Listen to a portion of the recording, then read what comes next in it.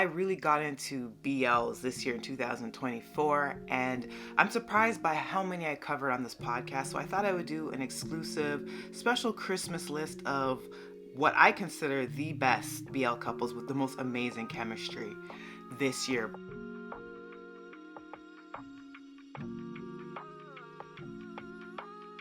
I'm going to give an honorable mention first and foremost to High School Frenemy.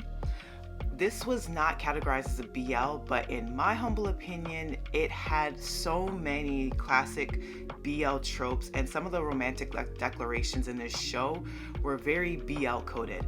I am definitely part of the Sky Nanny Nation, and I'm really excited what GMMTV has in store for these guys. If they continue with the bromance journey, that's cool. I'm still really excited for Woo, that hopefully will come out in 2025. But if they even decide to go the BL route, whatever the case may be, their chemistry is really, really gold, solid stuff. And I'm really excited for them. And I think they could be potentially really, really huge in the next coming years for sure. My next honorable mention is going to be Love in the Big City. I don't really classify this as BL more than, I would say, LGBTQ+ type program, and I think a lot would agree with me as well, but it wouldn't be right to create a list of this nature without mentioning them as well, because this was a masterclass of work. Just really engaging storytelling altogether. It was just a really beautiful production. I'm happy that it came out despite the controversies, and I look forward to more content from all the players in this incredible masterpiece of a show. So I had to get that one out. To the top 10. I'm going to start off with a show that I think most would not take me very seriously for, but Your Sky. Your Sky is actually really interesting to me because they're really young. They're college age, and Tarak and Faye, I think, are almost really cloyingly sweet, but this show really took me by surprise. Their chemistry really took me by surprise, especially the latest episode when they shared their first kiss. It has all sorts of really cute tropes, fake dating and then falling in love while the fake dating, and I just really enjoy how wholesome this show is for the most part. There's a couple of dark elements, including attempted SA in the first episode, but for the most part it's kept its sweetness. And the fact that the main character has like an actual healthy functioning family, everyone loves each other, they all look after each other. The main lead, he actually loves showing affection to both his dad and his mom. He enjoys getting kisses on the forehead and on the head. And he has this really supportive, loving friend group. The show is just incredibly sweet. And I think they have incredible chemistry. And it's just a really cute show all around to get into. Number 9 is going to be Love is Better the second time around. This Japanese BL really did not get a lot of love, and I think it's because of the point of time where it was released. It had a really short episode order, and it was sandwiched between Unknown, which was a huge juggernaut as far as BLs earlier this year, but this show had some of the best on-screen chemistry that I have seen. And I'm going to be honest, I don't think many Japanese BLs outside of this really topped it. It was just like a masterclass of work. Miyata and Iwanga really displayed such heavy levels of chemistry. Their first like love scene was just death-defying. I gasped multiple times, and Iwanga's flirting style was just so intoxicating. I think this show deserved a lot more love, but whatever. I'm going to say number 8, I'm going to have to give to Time of Fever.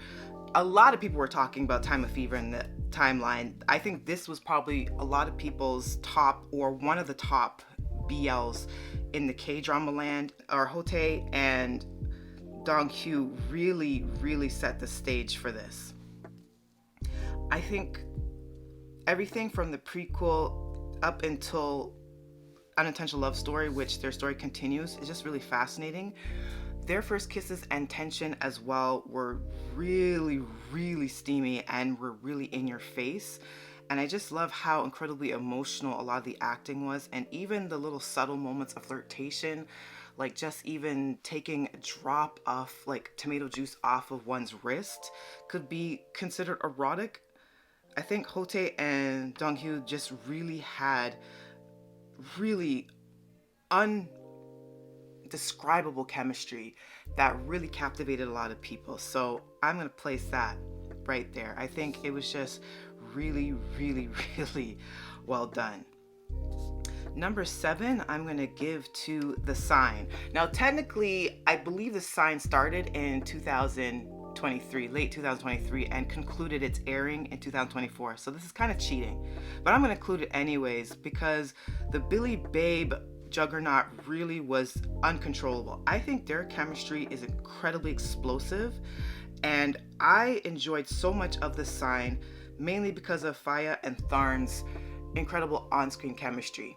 Was some of the CGI a little questionable? Sure, but I think this was a massive, massive production, and I actually loved the entire structure around the show. There was the whole mythological element that had roots in Thai culture that I really enjoyed watching, and there's also the procedural element of the case of the week type setup that they had for the vast majority of episodes.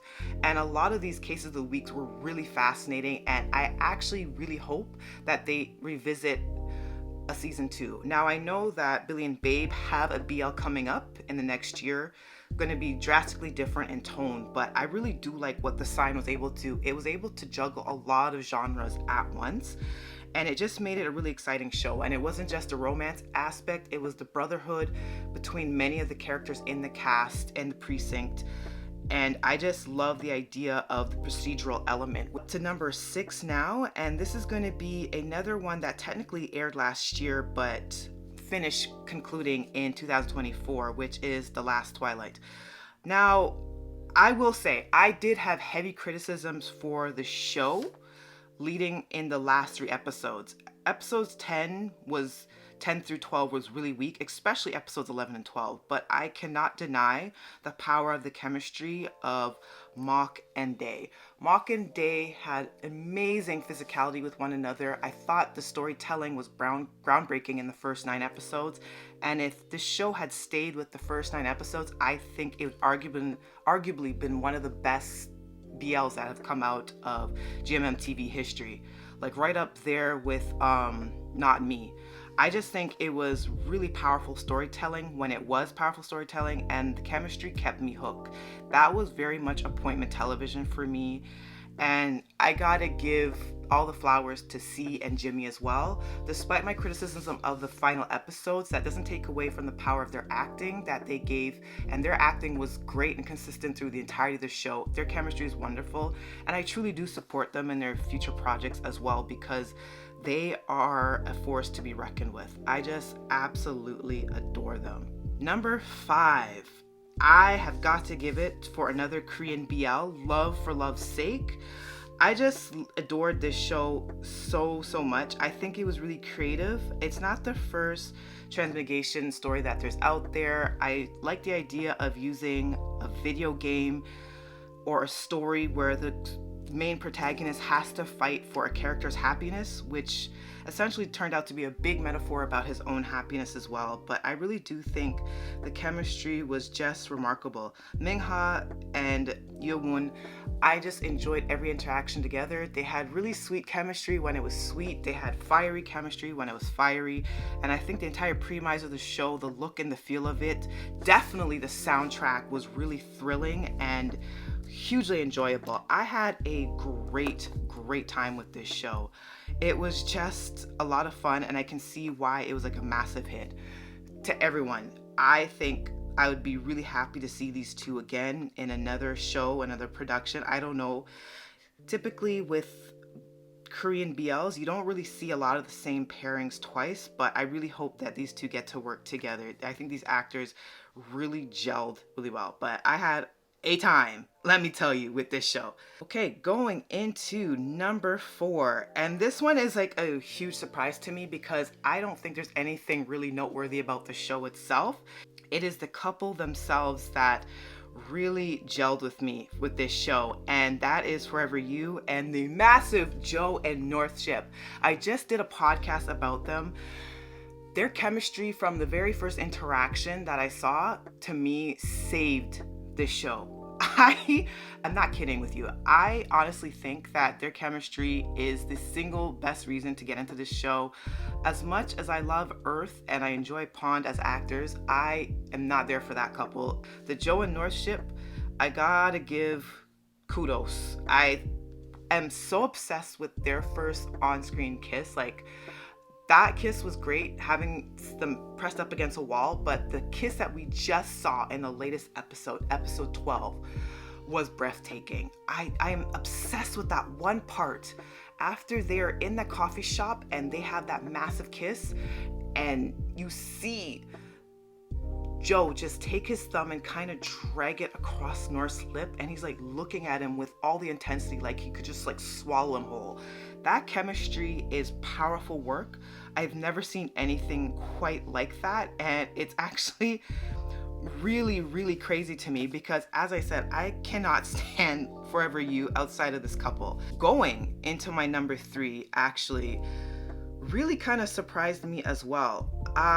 I wasn't really sure how I'd feel about this K-drama, but it is probably one of the most emotional works, and I actually think this didn't get enough buzz that it deserved, which is Let Free the Curse of Taekwondo. There's so much about religious trauma that is really subtly embedded into this show. There's all sorts of commentary about domestic violence and abuse and the cycle of abuse and the level of guilt one has while being a victim and then getting to be triumphant and be a survivor. I think the story of both gentlemen in this show was really intriguing, both in their high school years going into, their adulthood. The chemistry was amazing, and even when they were at the most emotional and physical distance one another, I feel like you could still feel the chemistry through the screen as you're watching. I just think they were really captivating as a couple, and Doho and Ju Young, I think both actors portraying these particular characters were able to exchange so much subtlety in the little minute moments. I think Let Free the Curse Taekwondo deserved so much more love, and even though it did get a little bit of shine, I think it could have gotten even more shine, but that's just my humble opinion. If you are watching my podcast at all, you should not really be surprised by this being my number 2. It was very close to getting to number 1, but I think I called my number 1 BL of this year a long time ago. But this is a really recent one that really took me by surprise, which is the Taiwanese drama, The Only One. Let me tell you, Shang Wang and Tian essentially control my life. I am so obsessed. I really think that these actors did such an amazing job. Benjamin and Eric did so much. They didn't have a lot of skinship. I think they only exchanged 2 very, very quick kisses, and they weren't romantic in any sense. But all the intimacy was conveyed through the emotion of their eyes and through the story. This is a story where it was really well done in the subtleties. A lot of people, in hindsight, call this show boring. They have a lot of criticism for it. Even I had a little bit of criticism for the cliffhanger that the show technically left out on. So I am hoping more than anything it'll get a second season. But I think it is well worth the watch. I think their emotional journey from being essentially strangers that are forced to be stepbrothers in their late teens to creating this incredible unworldly bond that nobody else would understand and creating their own little world and finding home within one another was just some of the most breathtaking storytelling this year. I love The Only One so much. I will not apologize for it. I will continue to rep for this couple because they were 100% the best. Which leads me into my number 1. This one shouldn't be a surprise. If you are an avid BL watcher, I feel like you should be seeing this on everyone's number 1 list. Of course I'm going to say Unknown. Unknown was everything. Let me tell you, Kurt and Chris, their chemistry, they know what the hell they're doing. The storytelling in Unknown was phenomenal. I have several podcast episodes specifically about Unknown, so this shouldn't come as a shock to you. I called it the best BL this year, and I was right by a mile. Just phenomenal chemistry, phenomenal storytelling. There was so many symbolic pieces in this show. There was so much beautiful symmetry and symbolism. I absolutely love the red string of fate theory that was used throughout the entirety of the show. I even have a podcast specifically talking about that in particular.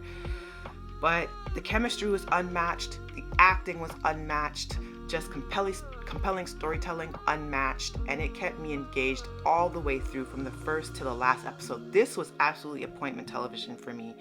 I adored it with everything within me, and I wish for more BLs to bring this level of intensity.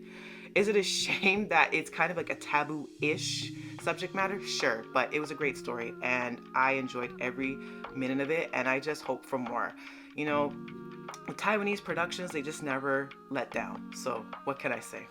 That is my best BL couples for 2024 with Fiery Chemistry. Do you have any that you think I missed out on? You can let me know. This is going to be a YouTube exclusive video as far as for this podcast, and you just let me know your commentary in the description. I most likely will disagree with you. I think my list is pretty solid. These are definitely the couples that I enjoyed watching the most, but you let me know your thoughts. Till the next one. Bye.